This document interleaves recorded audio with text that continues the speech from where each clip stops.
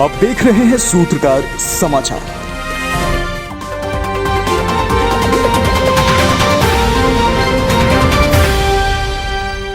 देश के 91 जिलों के साथ साथ झारखंड के लोहरदगा जिले में भी शुक्रवार को 100 वॉट के 91 FM ट्रांसमीटर का प्रधानमंत्री नरेंद्र मोदी ने ऑनलाइन उद्घाटन किया। इस दौरान कार्यक्रम में झारखंड सरकार के मंत्री डॉक्टर रामेश्वर उरांव भी मौजूद रहे और उन्होंने उपायुक्त डॉक्टर वाघमारे प्रसाद कृष्ण ने फीता काट कर उद्घाटन किया। लोहरदगा में एफएम के उद्घाटन को लेकर सभी को बधाई भी दी। साथ ही उन्होंने कहा कि गांव-गांव में डिजिटल सेवा पहुंच रही है। रेडियो से सामूहिक कर्तव्य को बढ़ावा मिलेगा। डिजिटल रेडियो के आने से अब युवाओं को फायदा मिलेगा। लोहरदगा जिले में लगभग 20 किलोमीटर रेडियस में इसका प्रसार बेहतर ढंग से होगा। आने वाले समय के लिए डॉक्टर रामेश्वर मुंडा ने इसे काफी सुखद संदेश कहा। तो वैसे बता दें, लोहरदगा में अब एफएम पर विविध भारती सुनना हो तो आपको 101.3 फ्रीक्वेंसी 101.3 ट्यून करना होगा। लोहरदगा में नए ट्रांसमीटर से एफएम शुरू होने के बाद लोहरदगा के आसपास के करीब 20 किलोमीटर के रेडियस में लोग बेहतर क्वालिटी के साउंड के साथ एफएम सुन सकेंगे और इसमें विविध भारती चैनल के कार्यक्रमों का आनंद ले पाएंगे। वही कार्यक्रम में डॉक्टर रामेश्वर उरांव के साथ साथ उपायुक्त डॉक्टर वाघमारे प्रसाद Krishna, SDO Arvind Kumar Lal, DPRO Paltu Mahato, ADPRO Ashish Kumar, विधायक प्रतिनिधि निशीथ जायसवाल के साथ आकाशवाणी रांची से कार्यक्रम के नोडल ऑफिसर के कच्छप, मेरी कलोडिया सोरेन सहित अन्य उपस्थित थे।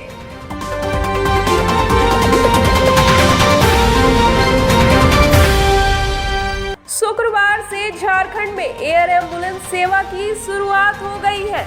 हेमंत सरकार की इस योजना को संजीवनी का नाम दिया गया। ये सेवा उन हर जरूरतमंदों के लिए उपलब्ध होगा जिन्हें आपात इलाज के लिए दूर दराज जाना है। सरकार ने ऐसी व्यवस्था की है कि सिर्फ एक कॉल पर लोग यह सेवा का लाभ उठा सकेंगे। झारखंड के नगर विमान विभाग ने रेडबर्ग प्राइवेट लिमिटेड के साथ एक करार किया है। उसी के तहत आम लोगों को यह सेवा पहले की तुलना में आसानी से उपलब्ध हो सकेंगे। गौरतलब हो कि एयर एम्बुलेंस का न्यूनतम किराया 3.5 लाख रुपए है, जबकि अधिकतम किराया 8 लाख रुपए होगा। झारखंड के कई शहरों में यह सुविधा उपलब्ध होगी। एयर एम्बुलेंस की सुविधा दिल्ली, बनारस, हैदराबाद, चेन्नई, लखनऊ और मुंबई के लिए होगी। झारखंड के रांची, बोकारो, देवघर, दुमका, गिरिडीह, धनबाद और जमशेदपुर एयरपोर्ट से एयर एम्बुलेंस की सुविधा मिलेगी। सूचना के 3 घंटे बाद ही एयर एम्बुलेंस की सुविधा मिल सकेगी। गंभीर रूप से बीमार या दुर्घटना के शिकार मरीजों को देश के बेहतर अस्पतालों में ले जाया जाएगा। एयर एम्बुलेंस के किराए की दर की बात करें तो दिल्ली के लिए 5 लाख, मुंबई के लिए 7 लाख, चेन्नई के लिए 8 लाख, कोलकाता के लिए 3 लाख, हैदराबाद के लिए 7 लाख, बनारस के लिए 3.5 लाख, लखनऊ के लिए 5 लाख और वहीं तिरुपति के लिए 8 लाख रुपए किराया है।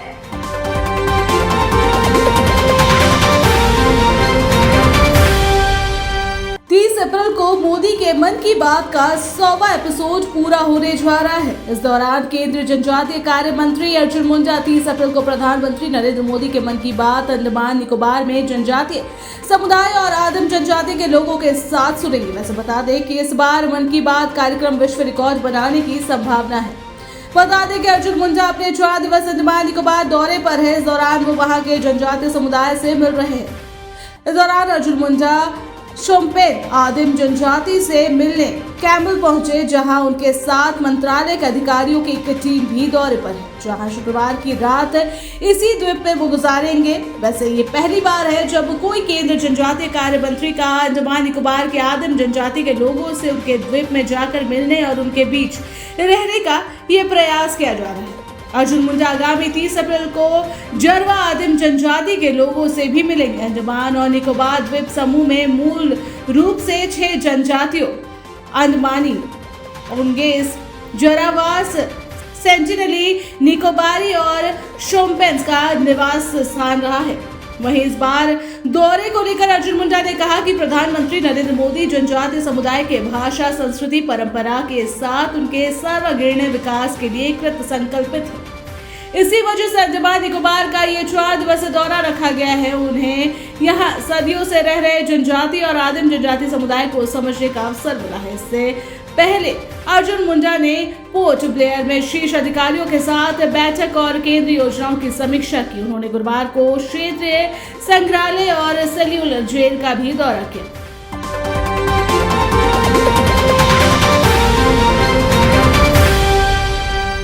पीएम मोदी के मन की बात के 100वें एपिसोड के मौके पर जहां देश भर में भाजपा की तरफ से कार्यक्रम का आयोजन किया जा रहा है, वहीं झारखंड भाजपा भी इस कार्यक्रम के 100वें एपिसोड पूरे होने को लेकर राज्य में कई जगहों पर कार्यक्रम करने जा रही है, जिसे लेकर भाजपा प्रदेश कार्यालय में प्रेस वार्ता आयोजित की गई। इस दौरान मन की बात कार्यक्रम को लेकर भाजपा प्रदेश अध्यक्ष दीपक प्रकाश ने कहा, पीएम का ये कार्यक्रम दुनिया के सामने एक आदर्श खड़ा करने वाला कार्यक्रम है। भाजपा तो चाहती है कि मन की बात कार्यक्रम वैसे विश्व रिकॉर्ड बनाए जिसे कोई ना तोड़ सके, और अगर इस रिकॉर्ड को कोई तोड़े तो वो खुद पीएम मोदी हो। इसके साथ ही दीपक प्रकाश ने कहा, पीएम मोदी की मन की बात कार्यक्रम 1 अक्टूबर साल 2014 से शुरू हुआ और 30 अप्रैल को ये कार्यक्रम अपना शतक पूरा करने जा रही है, जिसे लेकर झारखंड के सभी 81 विधानसभा में 100 कार्यक्रम आयोजित किया जा रहा है। यानी पूरे राज्य में 8100 बूथ पर यह कार्यक्रम होगा। साथ ही 29 अप्रैल को 24 जिला मुख्यालय में दिवाली जैसा माहौल देखने को मिलेगा। इसके साथ ही राज्य में 900 जगहों पर भव्य कार्यक्रम भी आयोजित की जाएगी।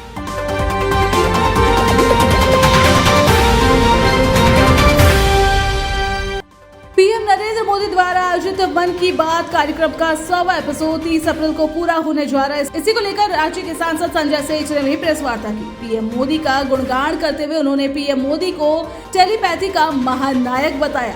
साथ ही उन्होंने कहा, मन की बात कार्यक्रम समाज में बड़ा परिवर्तन लाने का एक माध्यम बन गया है। उन्होंने मन की बात कार्यक्रम को गागर में सागर भरने वाला कार्यक्रम बताया। कहा, मन की बात का हर संस्करण जनता से सीधा संवाद करने का, प्रेरणा देने का माध्यम रहा। इस प्रेस वार्ता में 76 संगठनों ने हिस्सा लिया। सांसद ने बताया कि मन की बात के 100वें एपिसोड को खास बनाने के लिए सभी भाजपा कार्यकर्ता जुट गए हैं। राज्य के सभी विधानसभा क्षेत्र के सभी बूथों पर मन की बात सुनने की तैयारी की जा रही है। और ये मन की बात राजनीति से ऊपर है। कोई राजनीति नहीं करते, समाज को गढ़ना, समाज को बढ़ाना और समाज में जो ऐसा काम कर रहे हैं उनको देश और दुनिया से परिचित कराना, ये प्रधानमंत्री जी के मन की बात। और हम तो कहते हैं जब मन की बात आती है तो गृहिणियां रसोई घर से निकलकर मन की बात सुनते हैं। व्यापारी दुकानों में ग्राहक रहते हैं लेकिन मन की बात जरूर सुनते। युवा हॉस्टल में रहते हैं लेकिन खेल कूद छोड़कर कि नहीं, अभी प्रधानमंत्री जी की मन की बात आने वाली है। आज तो रविवार है, अंतिम रविवार है, हमको प्रधानमंत्री जी को सुनना है।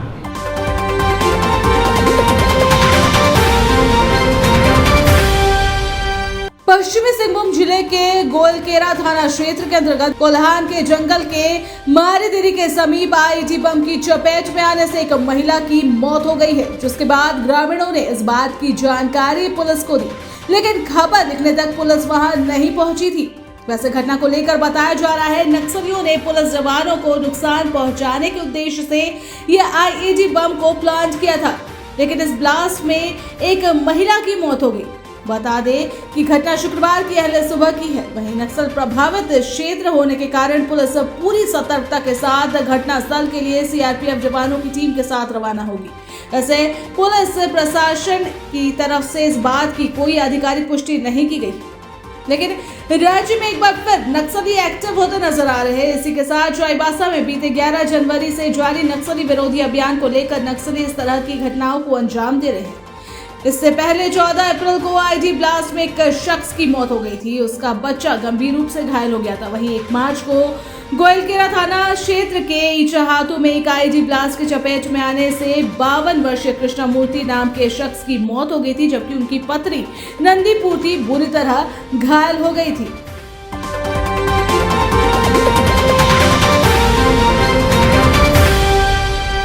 गिरिडीह के बागोदर थाना क्षेत्र के बूढ़ा चांद जंगल से शुक्रवार 28 अप्रैल को एक महिला का शव बरामद किया गया है।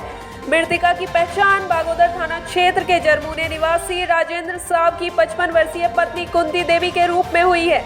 बता दें कि पिछले 4-5 दिनों से महिला लापता थी। वहीं मामले के बारे में बताया जा रहा है कि शुक्रवार की सुबह बूढ़ा चांद जंगल में एक पेड़ से बंधा हुआ कुंती देवी का शव देखा गया, जिसके बाद ये खबर गांव में फैलते ही मौके पर ग्रामीणों की भीड़ जुटनी शुरू हो गई, जिसके बाद ग्रामीणों ने इसकी सूचना बागोदर थाना की पुलिस को दी। जानकारी के अनुसार मृतका और उसका पति राजेंद्र साहब पिछले 5 सालों से एक गांव में बने 2 अलग-अलग मकान में दोनों अलग रहते थे। थाना प्रभारी नीतीश कुमार ने बताया कि जंगल से मिली महिला के शव से बेहद बदबू आ रही थी, जिससे ये अंदाजा लगाया जा सकता है कि ये मौत 2-3 दिन पहले हुई। अब ये हत्या है या आत्महत्या, पुलिस इसकी जांच कर रही है।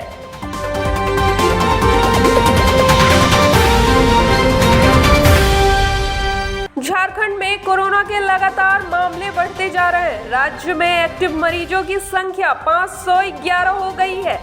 कोरोना से राज्य में 40 मरीज स्वस्थ हुए हैं, जबकि राज्य में कोरोना के 81 नए मरीज मिले हैं। कोरोना के नए मामलों में पूर्वी सिंहभूम यानी जमशेदपुर में 29, सरायकेला में 18, रांची में 8, सिमडेगा में 10, पलामू में 3, बोकारो, गिरिडीह, हजारीबाग, खूंटी, कोडरमा, लातेहार और पश्चिमी सिंहभूम में 1-1 मरीज मिले हैं।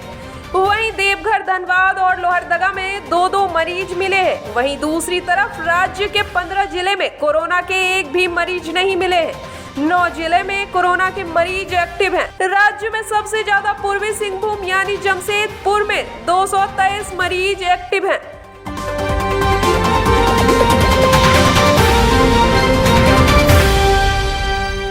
अगर आपको हमारा वीडियो पसंद आता है तो हमारे चैनल को लाइक, शेयर और सब्सक्राइब करना ना भूलें।